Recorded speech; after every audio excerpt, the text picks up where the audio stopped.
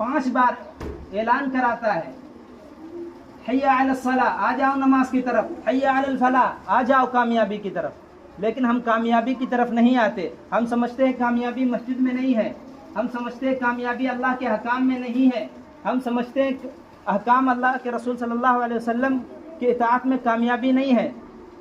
اگر ہم کامیابی سمجھتے تو جیسے ہی اذان کی آواز دی جاتی ہم فوراً مسجد کی طرف آنے والے بنتے، کہ ہمارے دلوں کی کیفیت ایسی ہے، کبھی ہم نے اذان کی آواز سنی ہم مسجد کی طرف چلے آئے ہوں، ہم تو وقت دیکھتے رہتے کہ ابھی جماعت کا وقت ہے، ابھی تو کافی ٹائم ہے۔ حالانکہ صحابہ کرام رضی اللہ عنہ اجمعین کے بارے میں آتا ہے جب وہ اذان کی آواز سنتے تھے ان کے بدن پر کپکپی آ جاتی تھی، وہ کہتے تھے اللہم لبیک اللہم لبیک، یعنی اللہ بڑے ہیں، اللہ نے بلایا ہے۔ وہ اپنے سارے کام چھوڑ دیتے تھے، مسجد کی طرف آ جاتے تھے۔ لیکن ہماری یہ کیفیت ایسی نہیں ہے، ہمارے دلوں کے اندر ایمان نہیں ہے جیسا صحابہ کرام رضی اللہ عنہ اجمعین کا تھا۔ وہ فوراً اللہ کے احکام پر لبیک کہتے تھے۔ ہم اللہ کے احکام سنتے ہیں لیکن مسجد نہیں آتے، اللہ کے احکام پورے نہیں کرتے۔ ابھی ربیع الاول کا مہینہ چل رہا ہے، یہ مقدس مہینہ ہے، ہم سب جانتے ہیں کہ اس مہینے میں اللہ کے رسول صلی اللہ علیہ وسلم تشریف لائے۔ ہم صرف رسمی مسلمان ہیں، ہم نے محرم کا مہینہ پایا، اس میں امام حسین رضی اللہ عنہ کی شہادت کا غم مناتے ہیں، ہم انہیں یاد کرتے ہیں صرف اسی مہینے میں۔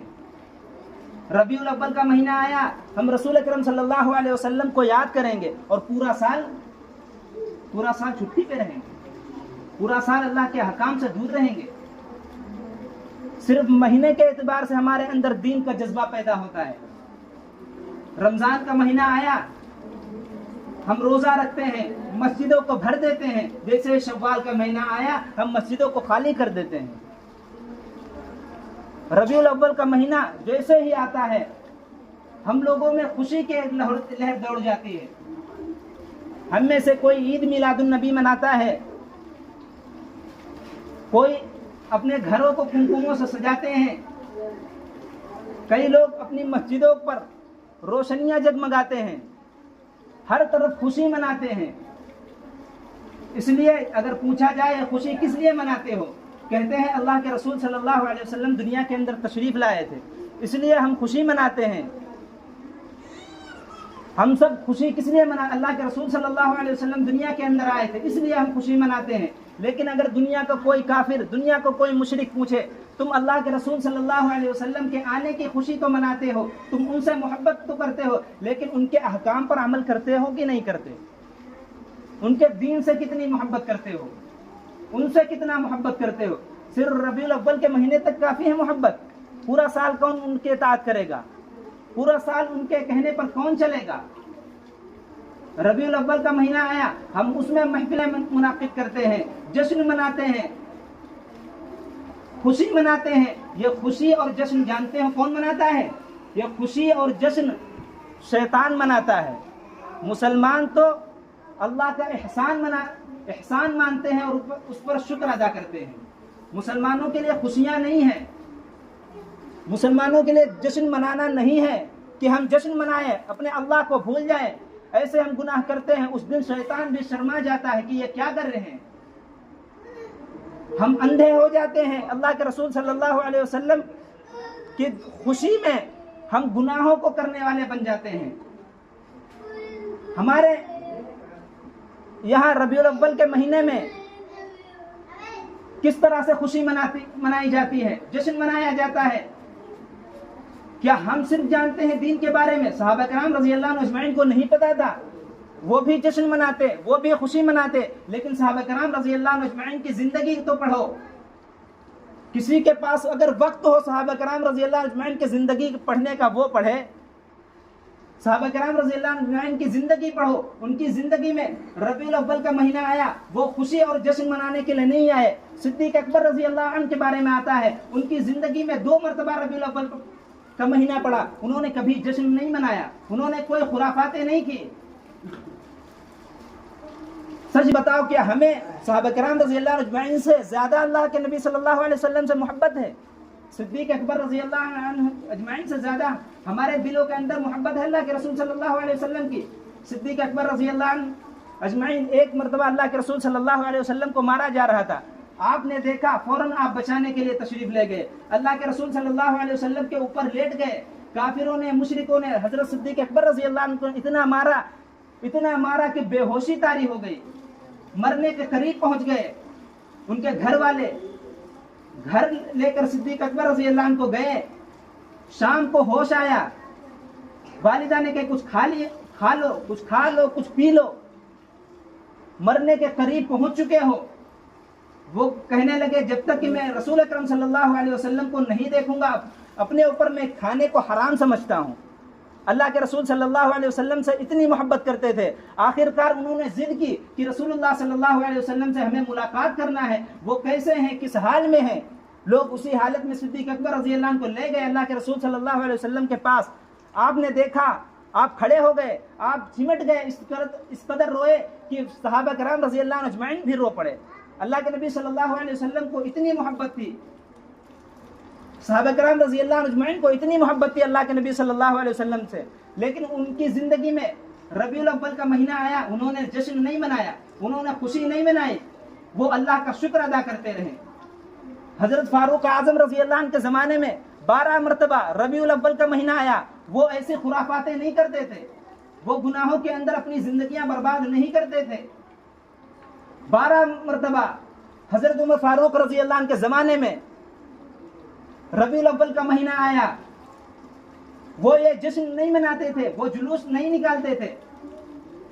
حضرت عثمان رضی اللہ عنہ کے بارے میں ان کی زندگی میں 12 مرتبہ آیا، انہوں نے بھی جشن نہیں منایا، جلوس نہیں منائے، خرافاتیں نہیں کی، ہماری طرح اور آپ کی طرح ڈی جے نہیں بجائے.